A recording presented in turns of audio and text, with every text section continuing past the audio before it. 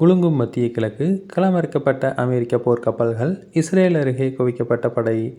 Israel மீது Iran தாக்குதல் நடத்தக்கூடும் என்ற அச்சம் காரணமாக அமெரிக்கா தனது கடற்படை பலத்தை மத்திய தரைக்கடல் பகுதியில் அதிகரித்துள்ளது.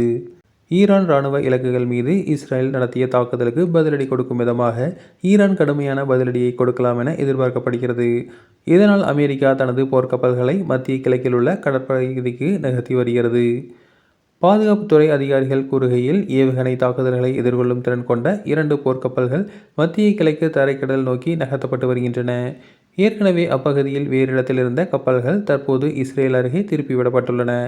பெயர் குறிப்பிட விரும்பாத அந்த அதிகாரிகள் இது பாதுகாப்பு நடவடிக்கையில் ஒரு பகுதி என்று தெரிவித்துள்ளனர். அமெரிக்காவின் இந்த நடவடிக்கை மத்திய கிழக்கில் உள்ள அமெரிக்க சொத்துக்களுக்கு கூடுதல் பாதுகாப்பை வழங்கும்.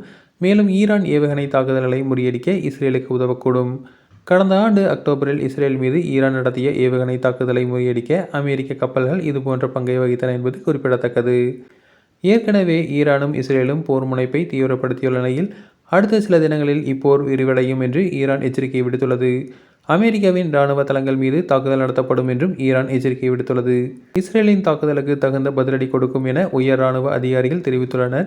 ஈரான் அரசு தரப்பு வெளியிட்டுள்ள செய்தியில், வரவிருக்கும் நாட்களில் போர் மேலும் தீவிரமடையும். இப்பகுதியில் உள்ள அமெரிக்க தளங்கள் இதில் அடங்கும். தாக்குதல் நடத்தியவர்கள் மீது கடுமையான நடவடிக்கை எடுக்கப்படும் என்று குறிப்பிட்டுள்ளது.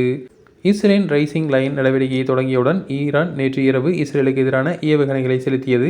இதில் குடியிருப்புகள் தாக்கப்பட்டதில் 3 பேர் உயிரிழந்தனர். மேலும் 20க்கும் மேற்பட்டோர் காயமடைந்தனர் என்பது குறிப்பிடத்தக்கது. தொடர்ந்து இதுபோன்ற செய்திகளுக்கு எங்கள் சேனலை சப்ஸ்கிரைப் செய்யவும்.